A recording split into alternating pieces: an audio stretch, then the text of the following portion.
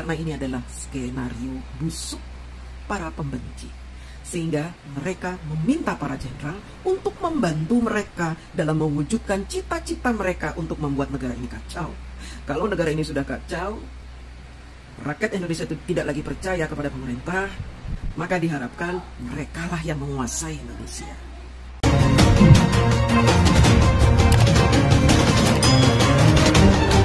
Bismillahirrahmanirrahim. Assalamualaikum warahmatullahi wabarakatuh. Guys, jumpa lagi kita di sini di studio dan tentunya kita membicarakan masalah-masalah yang ada di Republik ini. Oke guys, sungguh sangat mengejutkan guys. Dalam waktu berapa hari ini publik dibuat geger oleh Forum Purnawirawan TNI yang diisi oleh para jenderal dan kolonel. Guys, Forum Purnawirawan TNI mengajukan beberapa poin kepada Bapak Prabowo. Dan ada satu poin yang begitu sangat mengejutkan dan menggegerkan publik, meminta kepada Bapak Prabowo untuk segera memecat Gibran Rakabuming Raka sebagai Wakil Presiden Republik Indonesia. Catat. Apakah Forum Purnawirawan TNI ini bagian dari orang-orang yang selama ini membenci Bapak Jokowi? Guys, ini sungguh di luar logika guys. Kenapa Forum Purnawirawan TNI ini meminta sesuatu yang tidak mungkin dapat dipenuhi oleh Prabowo Subianto? Hadirnya Gibran Rakabuming Raka menjadi seorang Wakil Presiden Republik Indonesia itu atas permintaan seorang Prabowo Subianto. Jadi bagaimana mungkin seorang Prabowo Subianto akan mengikuti dan menuruti permintaan yang mereka ajukan? Itu adalah sebuah permintaan yang sungguh sangat mustahil. Prabowo Gibran adalah presiden dan wakil presiden yang dipilih oleh rakyat. Catat. Jadi tentu Forum Purnawirawan TNI ini tidak sepantasnya lah meminta sesuatu yang di luar logika. Catat. Assalamualaikum warahmatullahi wabarakatuh. Jumpa lagi dengan saya DJ. Ada hal menarik yang perlu saya komentari dengan adanya kesepakatan antar para mantan jenderal, yang mana kesepakatan tersebut sudah beredar luas di medsos, yang isinya meminta agar wakil presiden untuk mundur. Beberapa konten kreator sudah menanggapi kesepakatan ini sebagai hal yang luar biasa. Mereka menyebutkan bahwa kalau sudah jenderal turun gunung, apalagi di situ ada Jenderal Tri Sutrisno, maka ini nggak main-main masalah ini. Buzzer-buzzer pembenci sudah mulai bernarasi menanggapi adanya kesepakatan tersebut. Dari sini saja kita sudah tahu bahwa memang ini adalah bagian dari skenario para pembenci untuk membuat negara kita chaos. Kenapa para mantan jenderal tersebut membuat kesepakatan seperti itu? Padahal mereka sudah tahu bahwa Mas Gibran sah secara konstitusi menjadi wapres. Dalam masa pemerintahan hingga saat ini, Mas Gibran tidak melakukan kesalahan apapun. Kenapa mereka menginginkan Mas Gibran diturunkan? Karena ini adalah skenario busuk para pembenci. Sehingga mereka meminta para jenderal untuk membantu mereka dalam mewujudkan cita-cita mereka untuk membuat negara ini kacau. Kalau negara ini sudah kacau, rakyat Indonesia itu tidak lagi percaya kepada pemerintah, maka diharapkan merekalah yang menguasai Indonesia. Dalam setiap live saya di TikTok, saya selalu mengatakan bahwa kenapa para pembenci ini tidak juga berhenti untuk menyebarkan fitnah. Bahkan mereka terang-terangan menyebarkan kebencian, memprovokasi rakyat untuk membuat kacau negara. Kenapa mereka begitu berani? Salah satunya saya pernah katakan bahwa mereka mendapatkan backing. Dan backingan mereka pun tanpa kita minta muncul satu persatu. Di antaranya para jenderal ini yang membuat kesepakatan ini. Dalam skenario mereka untuk membuat negara kita ini kacau, yaitu para jenderal ini ditugasi untuk membuat kesepakatan. Jadi mereka mengira rakyat Indonesia akan ketakutan. Wah, kalau sudah jenderal yang bicara ini berarti serius nih. Berarti memang Mas Gibran harus diturunkan nih. Mereka berharap seluruh rakyat Indonesia akan berpikir seperti itu. Tapi tunggu dulu. Negara kita tidak seperti di era Bapak Soeharto, di mana pemerintah dan para jenderal bisa menekan rakyat untuk terus-menerus memilih Soeharto sebagai presiden lewat partai Golkar. Bahkan kita dipaksa untuk menyoblos Golkar. Kalau tidak, kita akan dipecat.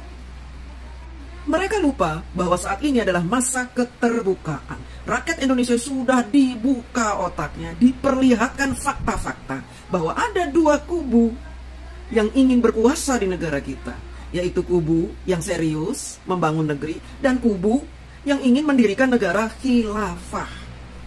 Sehingga rakyat tidak bisa lagi dibodoh-bodohi, sekalipun ada ribuan jenderal membuat maklumat kesepakatan memaksa Mas Gibran untuk turun. Mohon maaf bapak-bapak jenderal, kalau kalian merasa berjasa atas negara ini, sehingga kalian merasa punya hak untuk menurunkan seorang wapres, kalian merasa bahwa suara kalian pasti akan didengar oleh DPR, saya akan menceritakan, membuka kembali memori bapak-bapak jenderal ketika di era Bapak Soeharto. Masih ingatkah bapak-bapak jenderal sekalian di era Bapak Soeharto, di mana rakyat tidak boleh bersuara?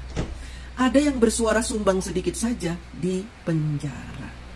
Ada yang bersuara sumbang menuntut hak-haknya dalam bentuk seni, kreativitas, puisi. Mereka bahkan kehilangan nyawa.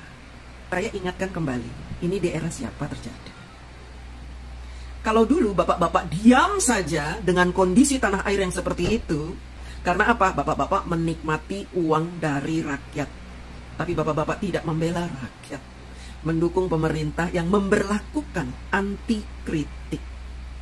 Kalau sekarang muncul seorang Gibran Rakabuming Raka yang bukan siapa-siapa, rakyat biasa, bapaknya juga bukan tentara, bapaknya cuma rakyat biasa.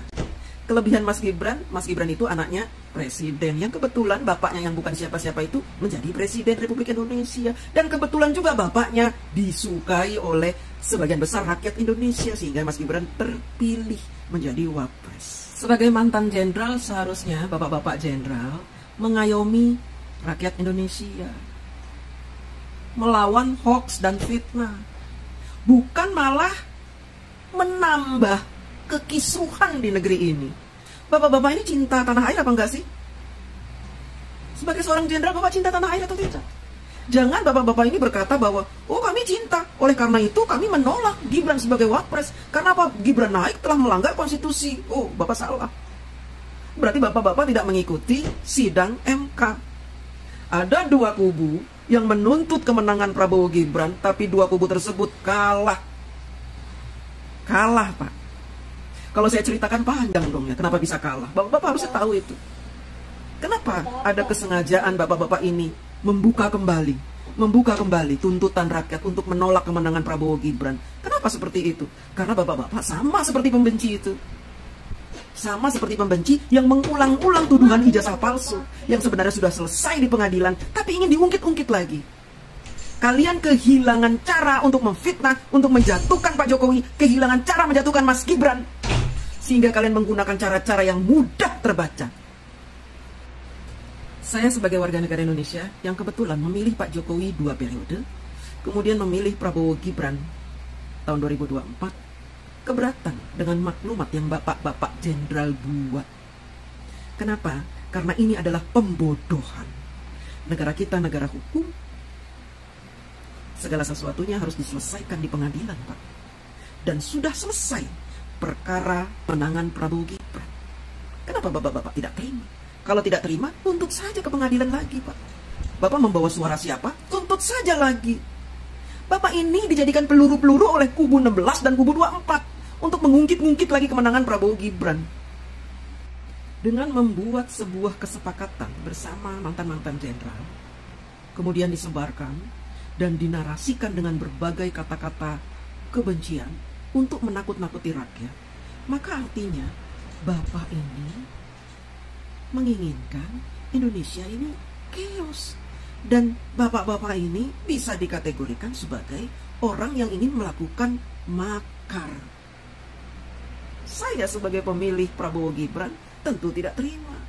Karena saya bersama 58% rakyat Indonesia yang memilih Prabowo Gibran, menginginkan beliau tetap menjadi presiden dan wakil presiden sampai masa jabatannya habis. Kecuali mereka terbukti melakukan kesalahan yang merugikan rakyat secara luas. Silahkan kalian memberhentikan Mas Gibran, tapi melalui mekanisme yang berlaku, yaitu melalui sidang DPR MPR. Tidak bisa Bapak bilang harus turun, kemudian kita harus patuh kepada Bapak. Memang Bapak siapa? Cuma mantan jenderal. Saya anak tentara, Pak. Kakek saya juga tentara. Buyut saya tentara juga. Saya keturunan tentara yang dulu pernah sempat dipaksa untuk mencoblos Golkar oleh bapak saya. Katanya kalau saya nggak pilih, bapak saya dipecat. Makanya saya terpaksa nyoblos Golkar. Dulu bapak-bapak nggak berani ngomong. Zaman Pak Harto, berani nggak bapak-bapak melawan Pak Soeharto zaman dulu? Nggak berani kan? Karena bapak-bapak dapat fasilitas yang mewah dari negara. Karena bapak-bapak takut dipecat kan, makanya bapak-bapak nurut apa kata pemerintah. Jadi kalau sekarang orang bebas mengkritik pemerintah, bapak-bapak menggunakan kesempatan ini seolah-olah dulu bapak juga berjasa, sudah melindungi rakyat dari keganasan Orba.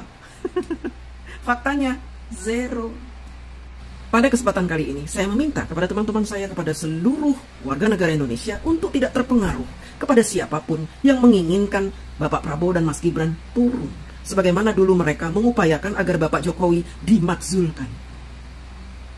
Kita boleh mendukung siapa saja yang ingin memakzulkan presiden dan wakil presiden apabila mereka, presiden dan wakil presiden, melakukan kesalahan yang imbasnya merugikan negara dan merugikan rakyat Indonesia. Kalau mereka tidak melakukan kesalahan, ngapain kita percaya sekalipun kepada jenderal? Terima kasih. Pak Jokowi ini kan sudah pensiun lah ya, tetapi terus disudutkan. Sebetulnya ada kepentingan besar di balik semua ini. Yang kita lihat di permukaan itu kan ada orang bergerombol menuntut soal kepastian ijazah. Tapi sebetulnya ada kepentingan besar. Kepentingan besarnya apa? Ada kelompok yang tidak ingin Mas Wapres Gibran itu stabil, apalagi makin kuat di dalam posisinya sebagai wakil presiden. Dan yang kedua, ada kelompok yang sudah melirik jabatan wakil presiden di 2029. Sehingga tentu saja mereka sekarang bekerja untuk menghancurkan Jokowi dalam rangka melemahkan posisi tawar dari Mas Wapres Gibran di dalam kancah politik ini menuju 2029.